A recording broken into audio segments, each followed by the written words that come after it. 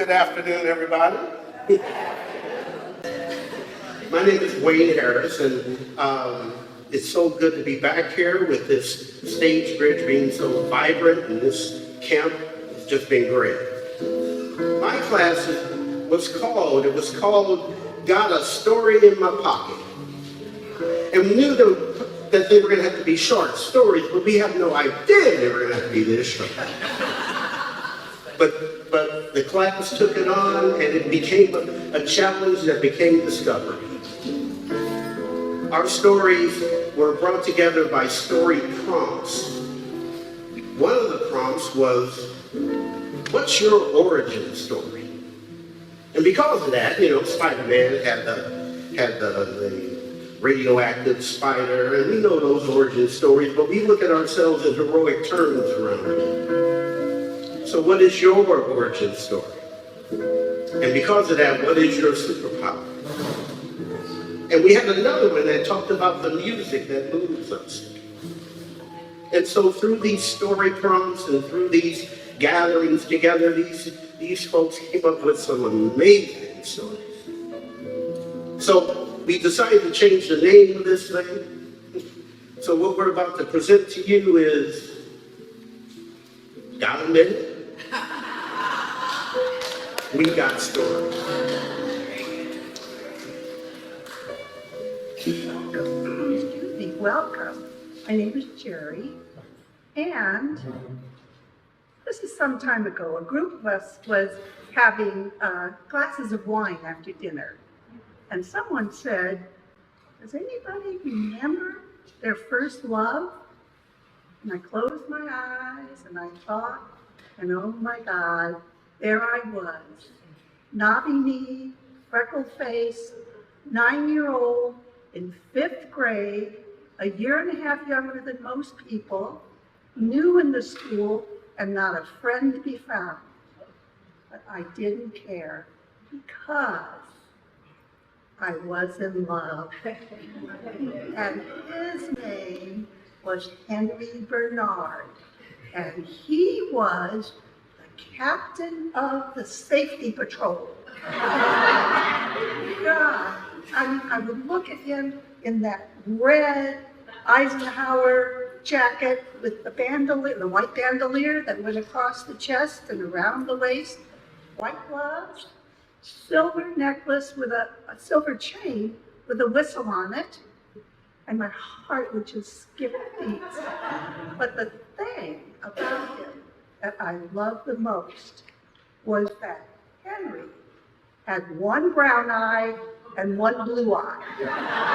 And we're not talking about dark hazel and light hazel. We are talking about chocolate brown and sky blue. And I just thought those eyes were, God, the most marvelous thing in the world.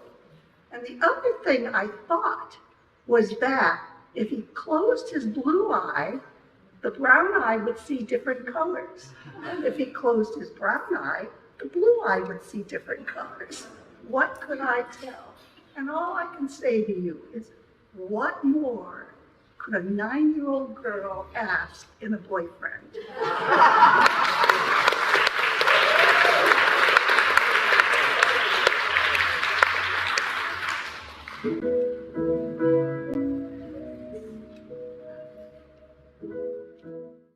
My name is Tracy G.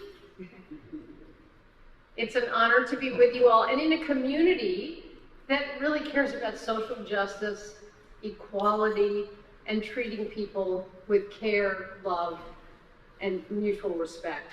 It wasn't always that way. Many of us who grew up in the 50s and 60s knew how much racism, how much class warfare there was then and now, and how rough it was to be part of a world that wasn't working for so many people. And here we are again.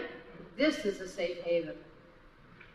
In growing up, my story, I'll give you just a little bit of a sample of when I was 8, what my life was like. My family had 6 houses. They had extreme wealth because my great-grandfather's company had invented the dial telephone. Now, this was a very useful little invention, but it brought great wealth to my parents and the life that they got to live. But it was crazy. They couldn't really manage 6 houses. They had 34 people who helped them, and 3 who were pretty constant in my life, Nellie, Lottie, and Odie. I'm going to give you a little sense of what coming to the house was like after school in New York City. The doorman would welcome me. The elevator man would bring me upstairs.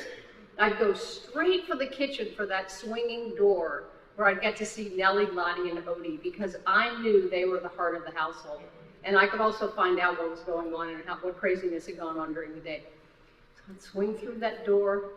Hi, Nellie. Hi, Lottie. Hi, Odie. Odie, you're doing the silverware, I can see. Lottie? Oh my heavens, you're ironing. And Nellie, looks like you're making a beautiful coconut pie. Who's it for? Oh, darling, you know I like to make it for the doorman every other day. They're the ones who actually really give to us, and so we want to give back. You can help me sprinkle some coconut on, but first you got something else you got to do. This has been a hard day. Your mom's in the tub. She had a bad day. She's been accusing everybody of stealing her wallet. And so, you know, the ball is happening in a little while. She's not dressed. You got to shoo her on and go on out there and see what you can do. Your dad is having caviar and talking sports with his friend, drinking, of course, in the living room. And so you go out and say hi to them and see if you can move your mom through the door. Mom, I can hardly see you because there's so much smoke in this room. How do you smoke and take a bath? Oh my heavens. Guess what? Oh, you want a drink? I want a drink. Go get me a drink right now. It's been a bad day. You know, they're stealing things from us. They're always stealing things from us. No matter what house I'm in, they're always stealing things from us. I said, Mom, I'll find your wallet. Don't worry about it. Don't worry. But the key is you got to get up pretty soon. Get me a drink right now. You got to get up, so you're going to put on your ball gown. I'm sure it'll be beautiful. You'll have a wonderful evening. Back I went into the kitchen. Nellie, could I please go to church with you all on Sunday? Please, please, please. I want to be in the choir again. And after church, we can go do some service or go to one of your friends who have all that good food. And then we could go, and maybe we could find a protest. Maybe we could find a place where we'd feel better about all of this mess going on. That was my life. The important thing for all of us to remember is that we're here to change that which was and that which is to that which we want it to be.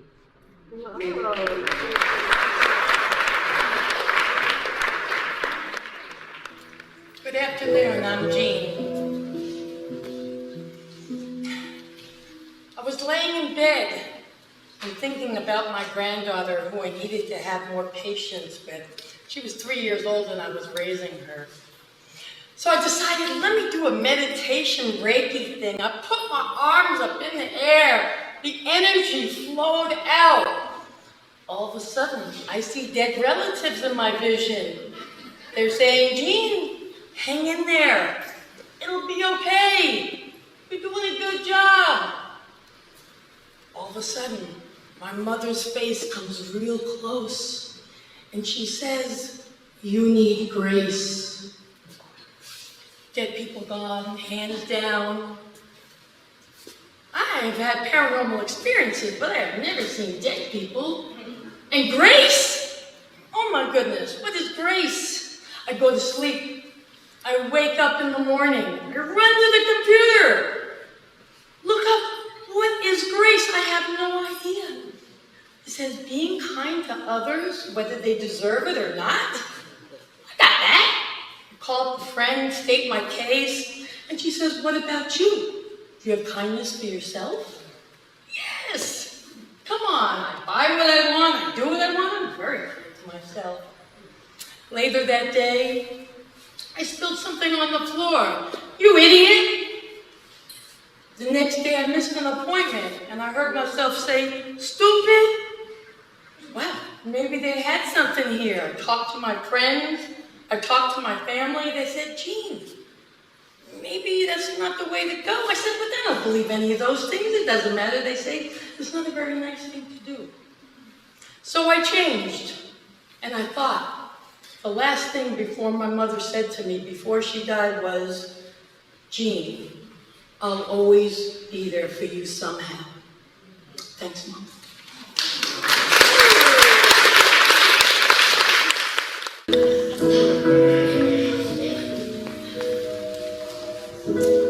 I'm Bet, and one of my superpowers is that I can get along with a lot of different kinds of people. I got this superpower by growing up in a large family. I'm the second oldest of 8 children, and each of us is unique. We have a lesbian who's been married for 40 years. We have a Buddhist practitioner who is a member of the Millwrights Union. We have a born-again Christian who voted for Trump. We have a marriage and family therapist. We have a hardworking mother of 4. We have a former management consultant turned yoga teacher. And we have 2 brothers who are mentally ill and died homeless. In spite of all of our differences, the one thing that unites us is our love of playing games. We love to play card games, board games, physical games, and this is something that helped keep us together as we were growing up and continues to connect us even today. And whenever we hear the song, "We are family, I got all my sisters and me, we are family, come on everybody and sing." Yeah, well, our family rises up and dances to that song. And I only wish that the whole world could see that, in fact, in spite of our differences, we are all brothers and sisters.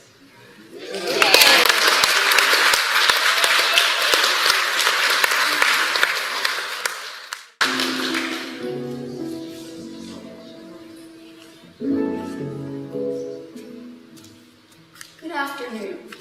I'm Vivian.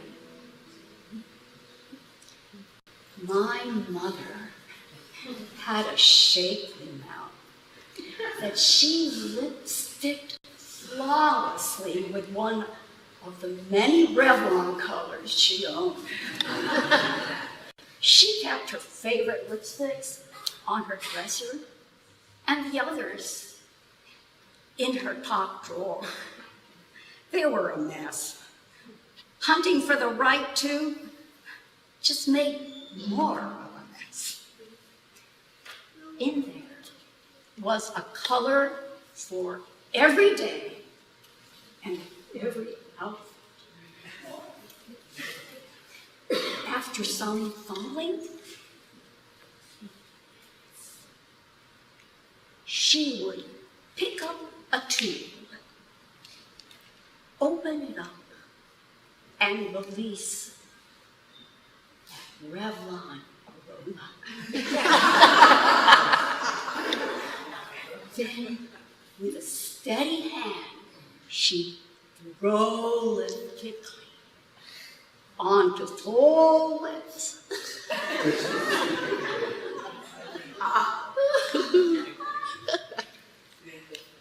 Take a piece of TP, blot once,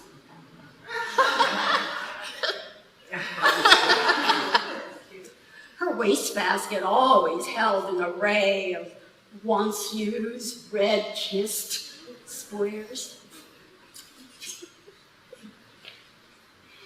It was such a pleasure to see those beautiful lipstick kissed tissues in that wastebasket. Until when she was diagnosed with highly contagious tuberculosis, we had to throw all her beauty products away. Off she went to a TB sanatorium 50 miles from Sacramento, while her family filled her wastebasket with a full palette of Revlon reds.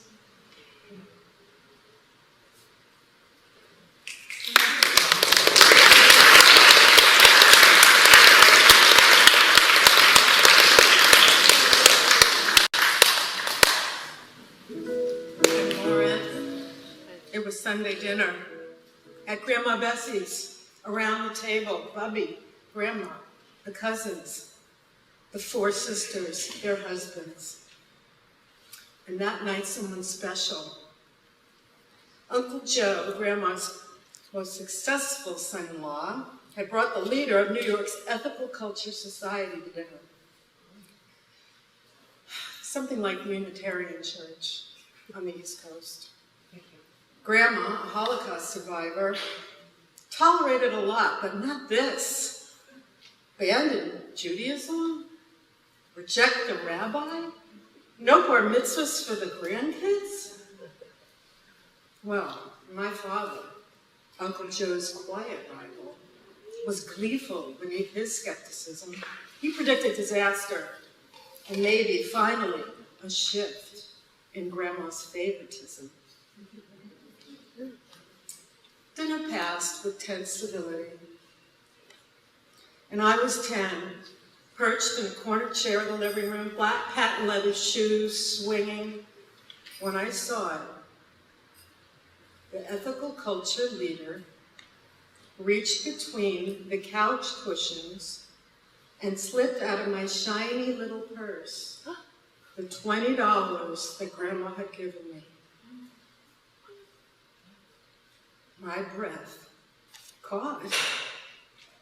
Stealing? An adult stealing from a child? I found my father and told him.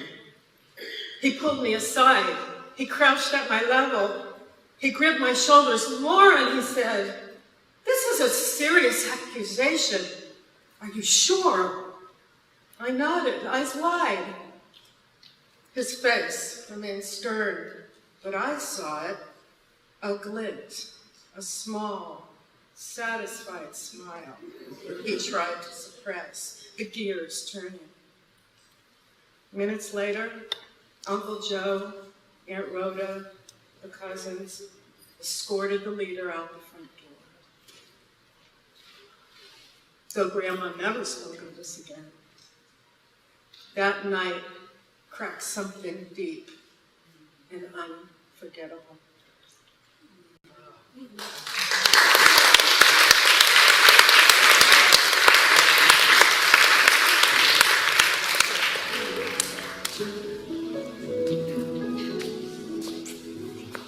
My name is Debbie.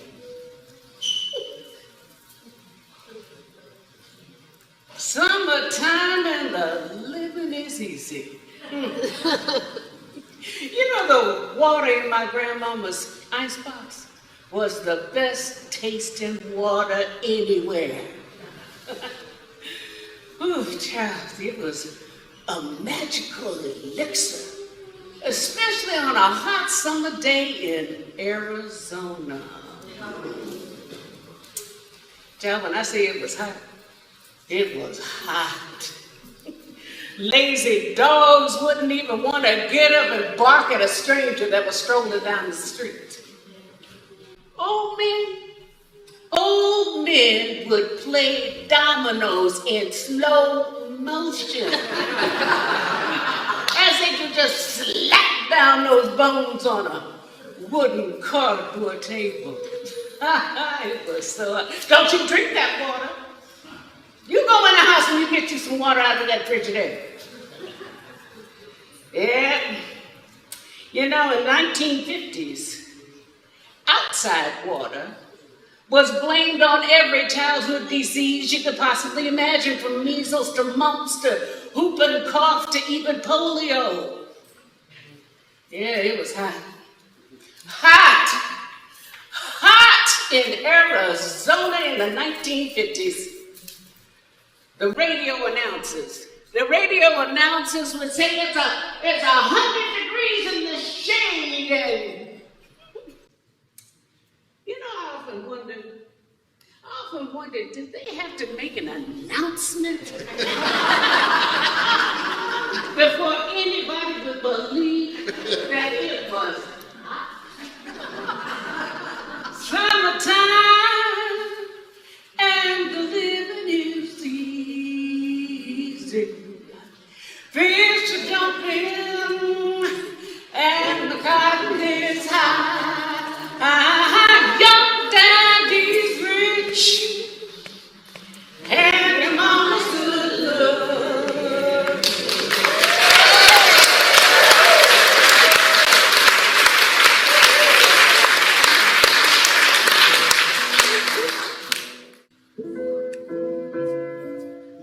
Good afternoon. I'm Monica.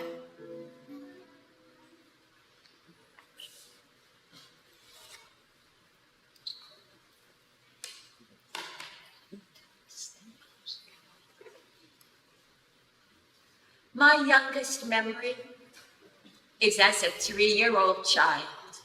As a 3-year-old child, I would be tucked into bed at night with my 2 sisters, and my mother would read us fairy tales.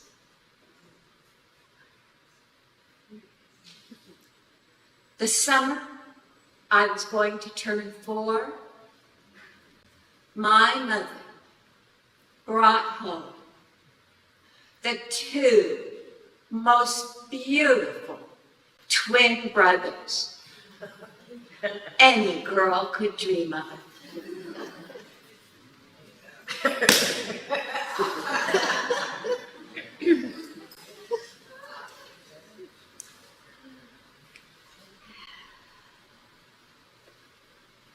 I discovered that the only safe place for my imagination, for the spark that made me,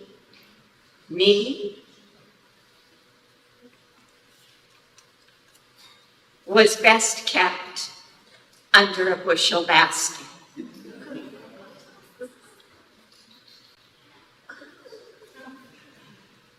And I stayed there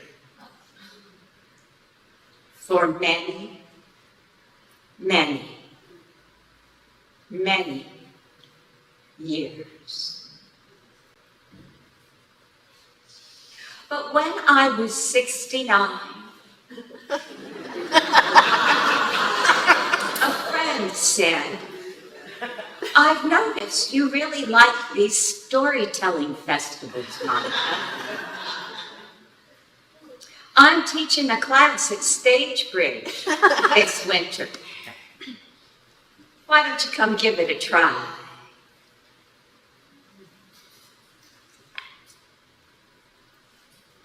And I've been present ever since.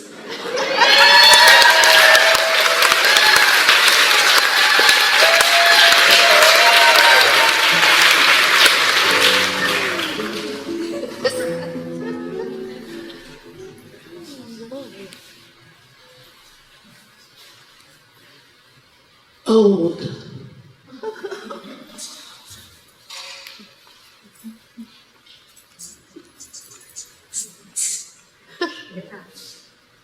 Old geezer.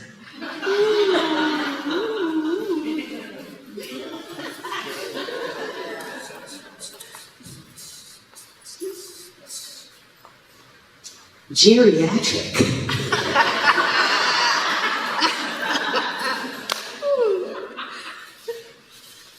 America, stop calling us that. We're not. Go ahead. Do not call us that. It's really rude and disrespectful. We don't like labels. And I think I'm speaking for most of the seniors, the active, beautiful seniors in this room. We are kings, queens, artists, mothers, fathers. We are all those other things. And I'm a 62-year-old samba dancer. Let me show you.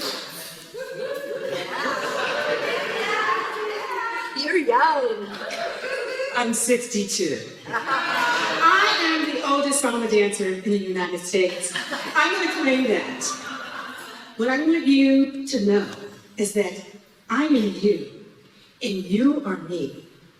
Let's watch how we speak to each other, how we greet each other, and what labels we use for our beautiful elders. Remember, I am you, and you are me. Thank you.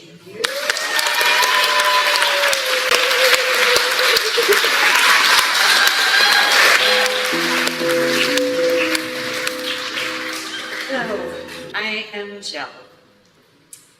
I have always felt different.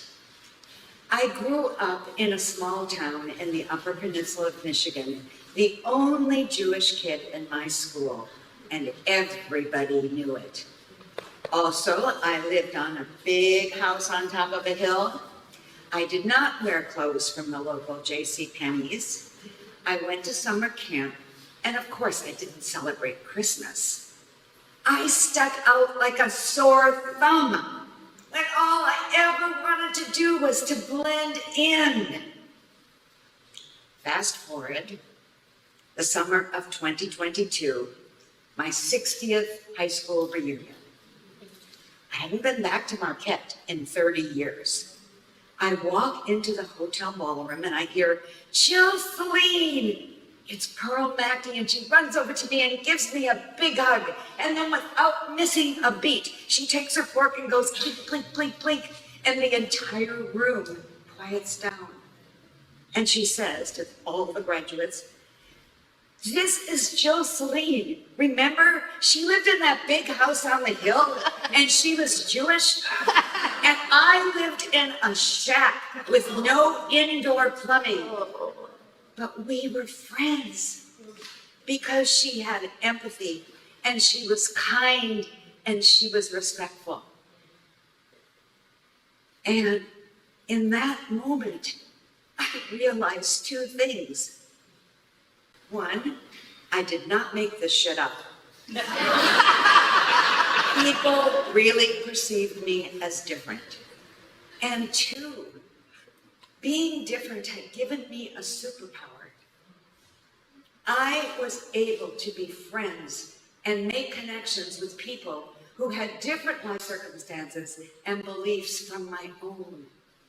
And for this, I am truly grateful.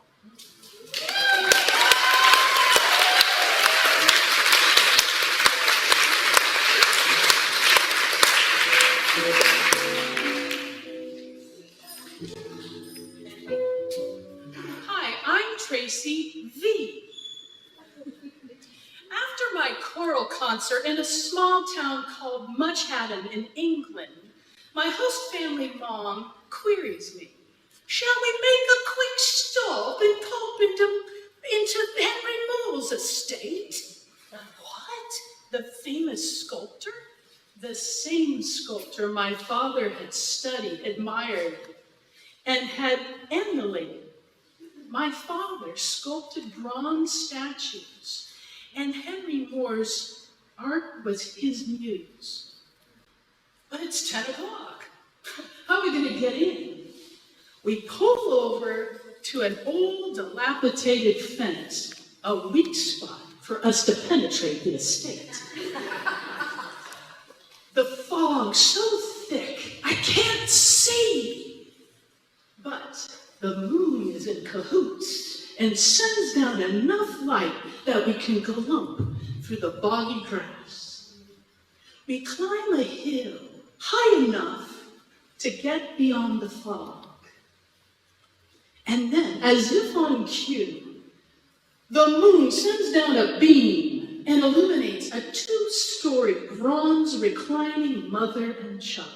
Like a CIA agent, I take in the experience to report back to headquarters, back home to my father.